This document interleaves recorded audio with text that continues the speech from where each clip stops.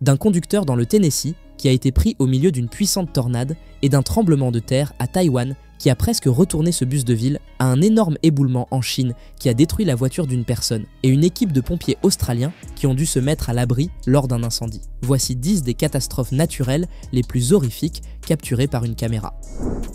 Le comté de Yanjin en Chine est une communauté montagneuse dans la province du Yunnan. Il abrite près de 500 000 personnes, dont beaucoup vivent dans la ville la plus étroite du monde.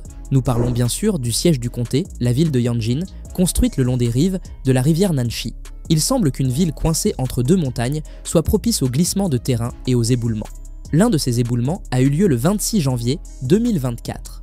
Un homme du coin conduisait le long de l'autoroute G85 Yinkun lorsque sa caméra de bord a capturé des rochers dévalant la montagne.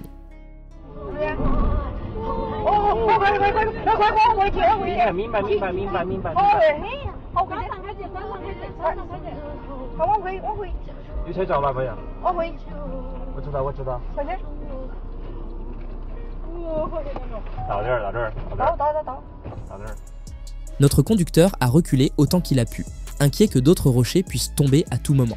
Une fois en sécurité et convaincu que c'était terminé, il a quitté sa voiture pour enquêter. Regardez comme certains de ces rochers sont grands.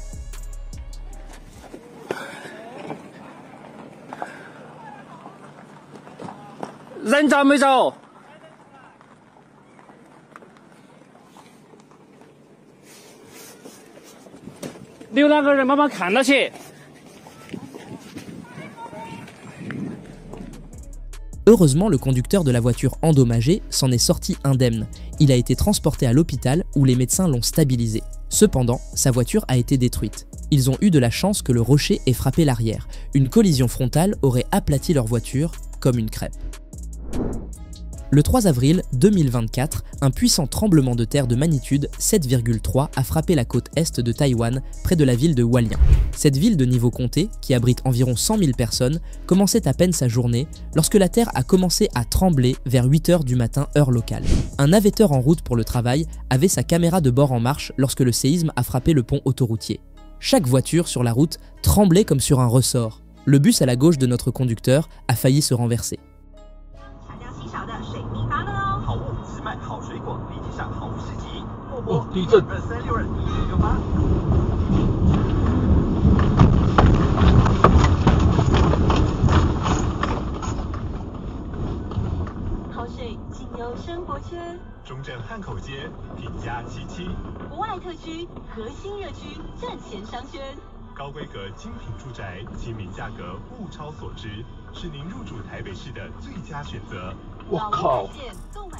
Aussi grave que cela puisse paraître, le tremblement de terre à Taïwan aurait pu causer bien plus de dégâts. En fait, seulement une poignée de bâtiments se sont effondrés dans une ville comptant des dizaines de milliers de structures. C'est parce que Taïwan se prépare à ce moment depuis 1999, après le tremblement de terre de Chi-Chi, le pire de l'histoire taïwanaise, qui a fait 2400 victimes et rasé des milliers de bâtiments. Depuis, il n'y a pas eu un projet de construction à Taïwan qui n'ait subi des tests sismiques stricts. Tous les nouveaux projets, comme ces autoroutes, sont construits pour résister à de puissants séismes. Pompano Beach en Floride est une petite ville entre Boca Raton et Fort Lauderdale. Comme toute autre ville de Floride, elle connaît des périodes aléatoires de fortes pluies. Cela arrive sans prévenir et se termine en un éclair. Pour la plupart des gens, cela fait partie de la vie quotidienne en Floride. Le 16 février 2016, l'une de ces tempêtes de pluie inhabituelles a frappé. Il était environ 8 h du matin, et cet homme local de Floride était en route pour le travail. Il pensait que la tempête semblait plus sombre que d'habitude, mais n'était pas trop préoccupé. Il a continué à conduire, inconscient de ce qui se formait à proximité.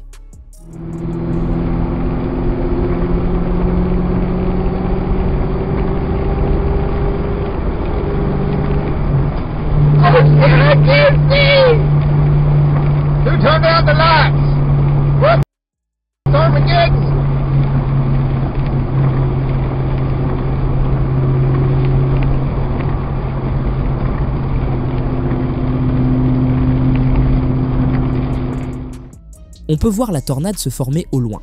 Notre conducteur, plus préoccupé par les navetteurs lents du matin, n'avait aucune idée de ce qui se passait. C'est alors que des débris ont commencé à voler sur la route.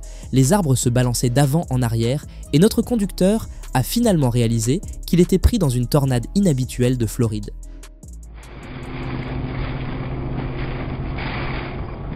Okay, people, what the f***? You're all fucking... Oh, shit, dude.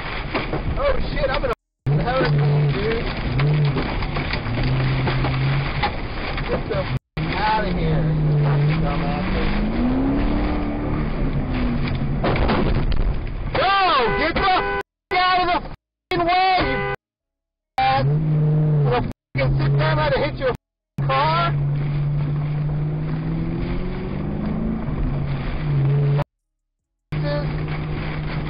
Go if I get a battered f***ing window. I was just in a f***ing hurricane, dude. That's awesome. Yeah, get the f*** away. I'm not fucking staying here. Get the f*** away. Fucking morons.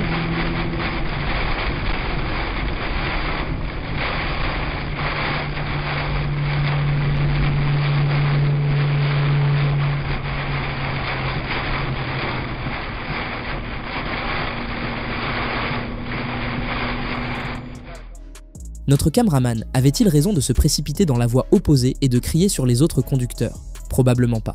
Il a dit que son instinct de combat ou de fuite s'était déclenché et qu'il ne voulait pas rester là à attendre ce qu'il pensait être un ouragan. Plus tard, il a appris qu'une tornade EF1 avait touché terre près du Hard Rock Stadium. Elle a causé quelques blessures mineures, déclenché un incendie et arraché les toits de plusieurs maisons. La tempête du Hard Rock était l'une des 3 tornades à frapper la Floride ce matin-là. Même si la plupart des gens pensent aux ouragans quand ils imaginent l'état ensoleillé, les tornades sont encore courantes. Heureusement, la plupart ne dépassent jamais l'intensité EF2. Entre 1950 et 2022, il n'y a eu aucun EF5 et seulement 2 EF4. Clarksville dans le Tennessee est une grande ville située sur la route 24, à environ 80 km au nord-ouest de Nashville. Elle est voisine de Fort Campbell qui abrite la 101e division aéroportée. Le 9 décembre 2023, une tornade s'est abattue sur Fort Campbell, légèrement au nord du Sabre Airfield. Elle a traversé des zones rurales en dehors de la ville avant de s'intensifier pour atteindre la force EF3. C'est à ce moment-là qu'elle a traversé l'autoroute 41 et détruit quelques commerces locaux. Ce conducteur n'avait aucune idée qu'il se dirigeait vers l'œil de la tempête jusqu'à ce qu'il soit trop tard. Cameron, 25 ans, passait devant le Wendy's sur Tiny Town Road. Des nuages menaçants se profilaient au-dessus et une légère pluie commençait à tomber sur sa voiture. Puis, sans prévenir, un transformateur électrique a explosé. Des débris ont commencé à tomber du ciel alors que des vents de 240 km/h frappaient la voiture de Cameron. Une autre boîte a explosé en étincelles bleues brillantes. Cameron a dit « non » et a tourné dans une rue résidentielle, mais c'est là que tout s'est déchaîné. Cameron pouvait à peine voir 3 mètres devant lui alors que des débris fracassaient sa voiture et fissuraient son pare-brise. Il a eu de la chance de ne heurter aucun autre véhicule alors qu'il roulait sous des lignes électriques pliées. Il a finalement réussi à sortir de la zone de danger et ne s'est jamais retourné. C'est dommage que la vidéo n'ait pas de son, sinon nous l'aurions laissé jouer, mais je pense que les images parlent d'elles-mêmes. À la fin, notre conducteur allait bien, un peu secoué sûrement, mais heureusement indemne. La tempête de Clarksville a duré plus d'1 heure et a tracé un chemin de destruction de 77 km. Elle a causé des millions de dollars de dommages et a été l'une des pires tornades à frapper la ville depuis la fin des années 90. Le 29 août 2021, l'ouragan Ida a touché la côte de la Louisiane. La tempête a dévasté les villes côtières près du golfe du Mexique, mais avait d'autres plans pour les villes profondément à l'intérieur des États-Unis. Le 31 août, Ida s'était affaiblie en une dépression tropicale alors qu'elle se déplaçait dans la région sud-ouest des Appalaches. C'est à ce moment-là qu'elle a déclenché une éruption massive de tornades, engendrant 36 tempêtes entre la Louisiane et le Massachusetts. L'une de ces tempêtes a frappé le comté de Montgomery en Pennsylvanie, juste au moment où ce chauffeur de camion arrivait à la station-service. Tout ce qu'il pouvait faire, c'était s'asseoir, attendre et espérer que son camion puisse résister au vent. Delaware, Montgomery, and Philadelphia. The flood warning remains in effect. The flood warning continues for the Swatara Creek and Harbor Tavern from late tonight until further notice. At 3:15 p.m. Wednesday, the stage was 6.4 feet. Flood stage is 9.0 feet. Moderate flooding is forecast. The river is expected to rise above flood stage late this evening to a crest of 14.8 feet tomorrow morning. It will then fall below flood stage Friday afternoon. Impact at 9.0 feet. Several driveways and other minor roadways are affected. Water begins to enter some basements. Impact at 10.0 feet. High water isolates several houses. Impact at 12.0 feet. A number of secondary roads are closed, resulting in some evacuation. Peut-être qu'il n'aurait pas dû laisser expirer cet avertissement de tornade. Pendant une fraction de seconde, on peut voir notre conducteur agrippant son volant pour sauver sa vie. Il a eu de la chance que sa ceinture de sécurité l'ait maintenu en place, sinon la force de son camion retourné l'aurait projeté au sol. Selon le service météorologique national, la tempête en Pennsylvanie était une tornade EF2, atteignant des vitesses de vent de plus de 210 km/h. Des lignes électriques abattues couvraient les routes principales et plusieurs propriétaires ont vu leur toit s'envoler. La tempête a causé environ 5 millions de dollars de dommages dans le comté de Montgomery. Au total, les tornades causées par Ida ont engendré plus de 13 millions de dollars de dommages à travers les États-Unis. Aux États-Unis, nous avons des incendies de forêt dévastateurs. En Australie, ils ont des feux de brousse catastrophiques. Entre le 25 novembre et le 2 décembre 2015, un incendie massif a traversé l'Australie méridionale. Il a brûlé plus de 81 000 hectares et causé plus de 170 millions de dollars de dommages. Le jour où l'incendie a commencé, les pompiers se sont précipités vers le danger pour essayer de stopper les flammes. Mais comme nous le savons, le feu est imprévisible. Il peut accélérer et changer de direction à tout moment. Alors que les pompiers fonçaient sur la route, ils se sont rapidement rendus compte qu'ils n'atteindraient pas l'autre côté.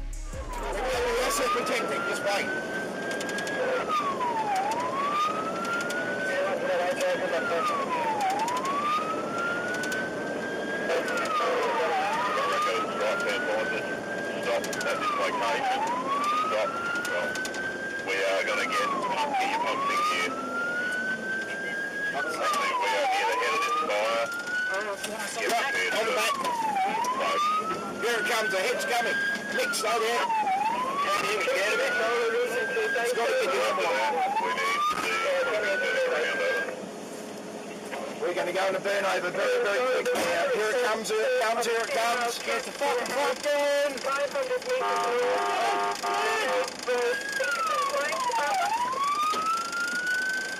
Burn over, Scotty, burn over. Burn over, Scotty.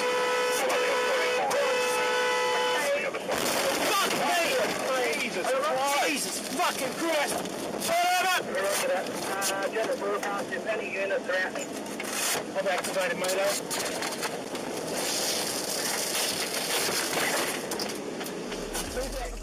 Le feu avait complètement englouti leur camion. Le mode burn-over était leur seule option.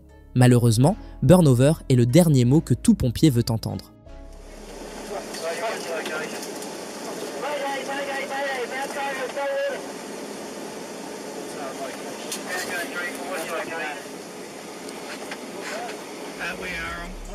Lorsque les pompiers entrent en mode burn-over, ils se glissent soit dans des sacs résistants à la chaleur, soit déploient des rideaux protecteurs faits du même matériau. Cela ressemble à du papier aluminium épais. Cela les protège pendant que le feu brûle au-dessus de leur camion ou de la zone immédiate. Pendant ce temps, les tuyaux arrosent les camions d'eau pour les garder au frais et éviter qu'ils ne soient engloutis par les flammes. Les exercices de burn-over sont un dernier recours car ils ne peuvent pas durer éternellement. Les pompiers doivent espérer que l'incendie se déplace et qu'ils ne se retrouvent pas coincés au milieu. Heureusement, ces courageux pompiers australiens s'en sont sortis vivants. D'autres n'ont pas eu cette chance car l'incendie de Pineri a mis des dizaines de personnes à l'hôpital et brûlé 87 maisons. Lopburi, en Thaïlande, est une petite ville située à environ 145 km au nord-est de Bangkok. Elle abrite environ 58 000 personnes qui partagent la ville avec près de 5 000 singes crabiers. Tous les singes étaient à l'intérieur le 7 mai 2020 lorsqu'un puissant orage a traversé la ville. Un habitant de Lopburi rentrait chez lui après le travail alors que des vents violents poussaient contre les lignes électriques de chaque côté de la route. Une fois qu'une ligne est tombée, elles sont toutes tombées.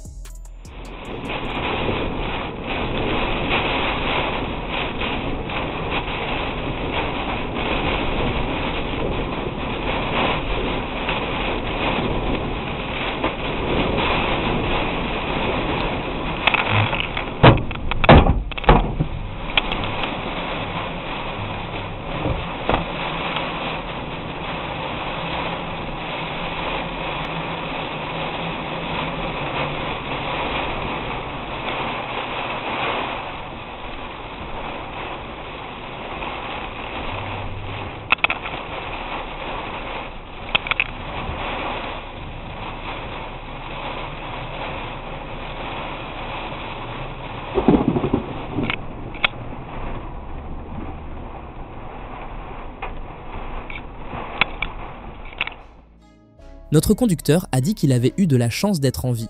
Quelques mètres de plus et il aurait été grillé. Il a fait la chose intelligente en quittant la route avant que l'autre série de lignes ne tombe.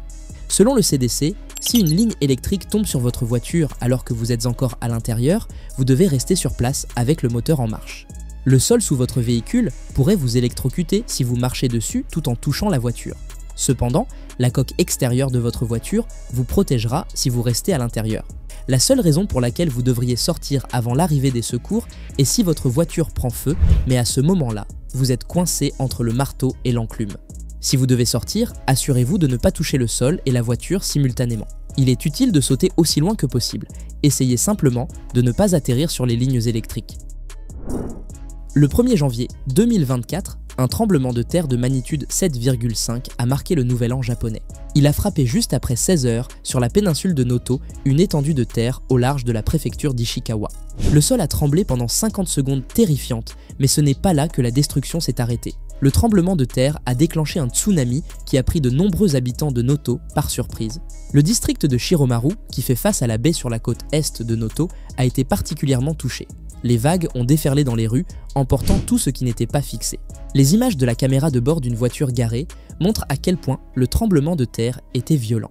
En fait, cet événement a été le tremblement de terre le plus puissant à frapper la préfecture d'Ishikawa depuis 1885.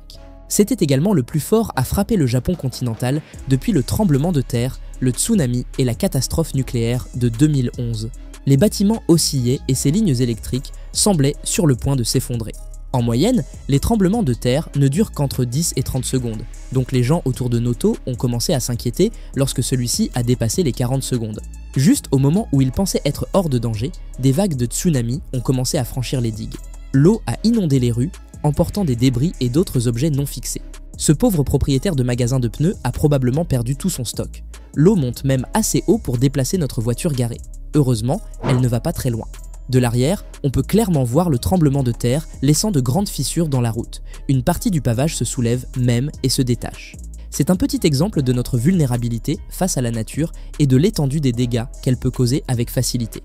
Après un certain temps, la caméra coupe et la vague de tsunami déferle. Comme auparavant, la rue est pleine de débris et à un moment donné, notre voiture commence même à flotter. Heureusement, le tsunami était relativement petit comparé à d'autres et s'est calmé peu de temps après. Le tremblement de terre de Noto a endommagé ou détruit près de 50 000 maisons. La plupart étaient pleines de familles célébrant le jour de l'an, que le Japon reconnaît comme jour férié. Selon les estimations du gouvernement, le tremblement de terre coûtera au Japon plus de 17 milliards de dollars en réparation. Luzhou en Chine est une ville de niveau préfectoral dans la province du Sichuan. Fait amusant, elle est connue sous le nom de ville de l'alcool et est célèbre pour ses boissons alcoolisées. La boisson de choix de tout le monde est le baijiu, un liquide clair distillé à partir de céréales avec un degré d'alcool de 60%. Il fait un effet après une longue journée. Le 24 mai 2023, un camionneur conduisait dans les rues bondées de Luzhou. Sa benne était chargée de terre et tout ce à quoi il pouvait penser était de finir son service et de savourer un verre de baijiu. Un gouffre soudain a décidé de ruiner ses plans après le travail. Notre caméra de bord suit le camionneur alors qu'il navigue sur une route animée. Puis soudainement, l'arrière s'affaisse et tout le camion tombe dans un énorme gouffre. Il a presque entraîné une autre voiture avec lui. Notre conducteur prend quelques moments pour se ressaisir avant d'ouvrir la porte.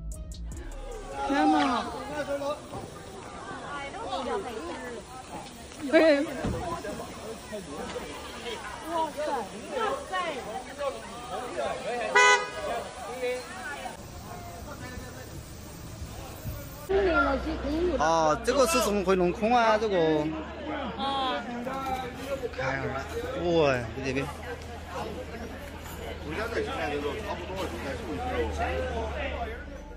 Selon les rapports, le gouffre couvrait plus de 30 mètres carrés. Heureusement, notre conducteur s'en est sorti sain et sauf et personne d'autre n'a été blessé.